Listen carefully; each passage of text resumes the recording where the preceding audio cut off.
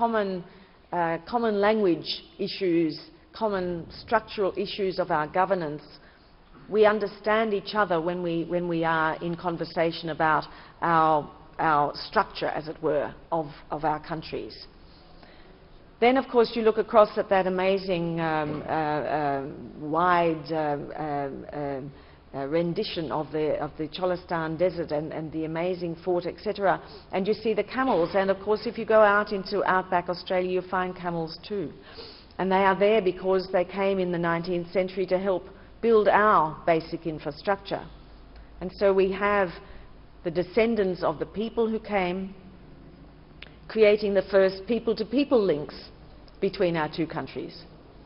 The early 20th century saw the first Australian officer start attending the Quetta Staff College over in Balochistan.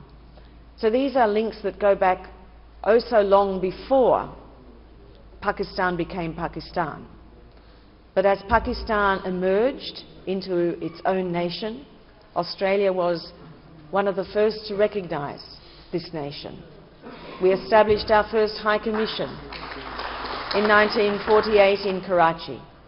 So that's a long background. I haven't even started on sports, cricket and hockey. Those links are very, I would say, robust and friendly as well. Of course, we fully enjoy the links that we have in the sporting arena. These days we have, because we've also recently had a census in Australia, we know that we have approximately 60,000 Pakistani Australians making up our very, very diverse nation of Australia. We have people living in Australia from absolutely all over the world.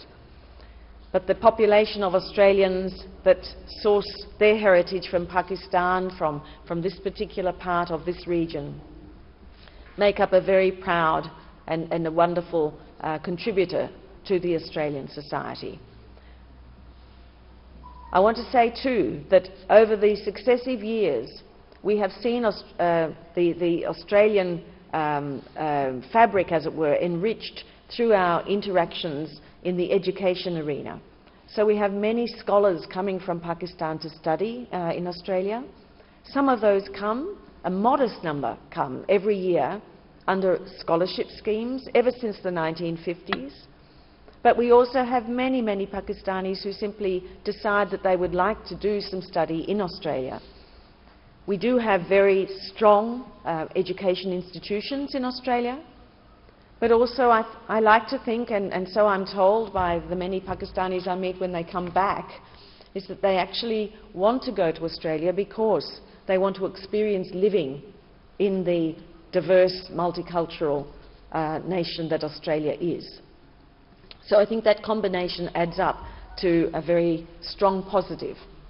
So that's all those foundation levels. And then, of course, because we can be very, very frank with each other, because as I was saying earlier, in terms of that common heritage, because we tend to be able to speak to each other very, very openly and very frankly, it means that our relationship does have a very firm foundation of, as I say, frankness and openness.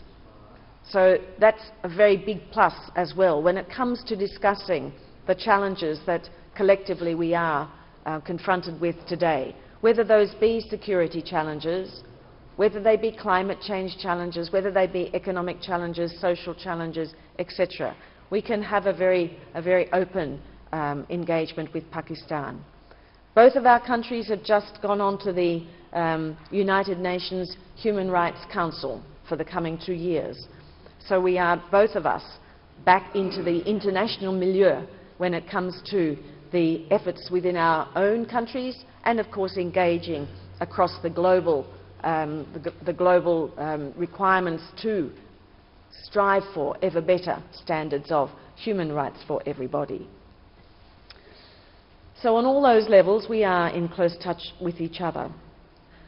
When it comes to the trade and investment relationship, we cannot really talk about that relationship without also talking about the development partnership that we have.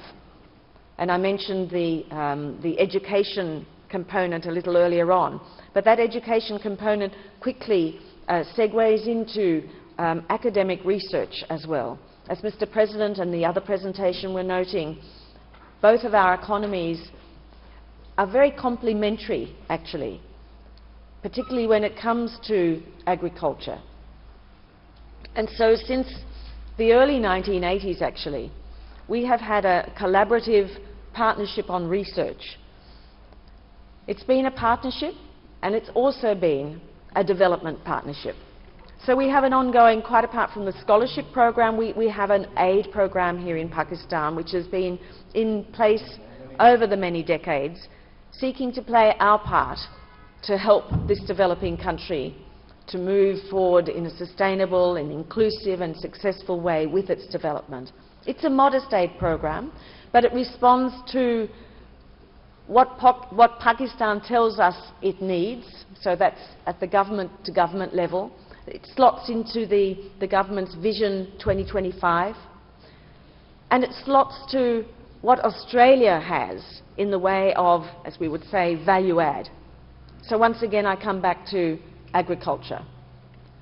In Australia, agriculture, although these days, I mean, I was looking at the slides and it came up that one of the most important economic activities in this region, apart from agriculture generally, is sheep management and rearing and breeding sector. And here, of course, in Bahawalpur, with all that long list of agriculture that is practiced in your region, and all the people that are employed in the production and in the various value-add levels that derive from a vibrant agricultural sector, it tends to therefore underpin that natural relationship that we already have. So in agricultural research, I was talking to the Vice-Chancellor of the Agricultural University in Multan yesterday evening, and he was reminding me that we've been doing research on a particular variety of wheat together, Australia and Pakistan, and with some other international partners as well, for a long time.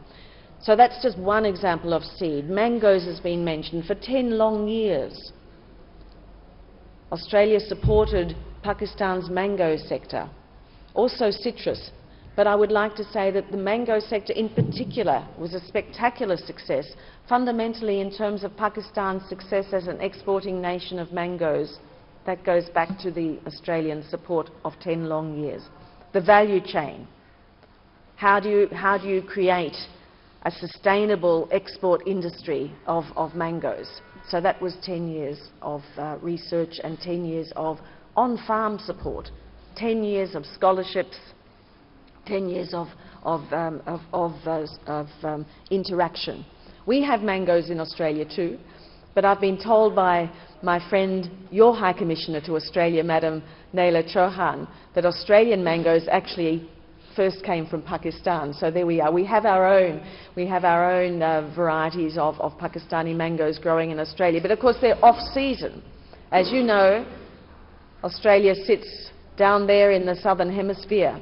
So our mango season is the reverse of yours. So we do indeed take some mangoes these days from Pakistan. And because the Pakistani mangoes are now overcoming successfully the Australian quarantine requirements, which are among the toughest in the world. They are among the toughest in the world. If you manage to export any agricultural product to Australia, you will manage to export them anywhere. And so the whole rationale behind working so long with Pakistan on this mango sector was indeed to empower Pakistan to export mangoes to the major markets of the world. So over there to the European Union, to the other Asian nations, to the United States, in volume and on a sustained basis. In the agricultural sector, we also in Australia encompass the dairy sector and the livestock sector. And there too, we have been working with Pakistan over many years to seek to support the strength of these sectors too. And when we speak about the agricultural sector, it's not just, as I said before, the export, it's not just the research. It also comes down to the farms themselves, farm management. We have a big focus on the small scale, and we have a big focus on women. And the reason we do that is because in an aid program we are dedicated to helping to lift people out of poverty, and we are dedicated as a foreign policy of Australia as well as a development policy. We are absolutely committed to equality for women and girls, and so we have a big focus there too. But the other reason, quite apart from a humanitarian or a human rights reason to focus on women and girls, is because of the economic potential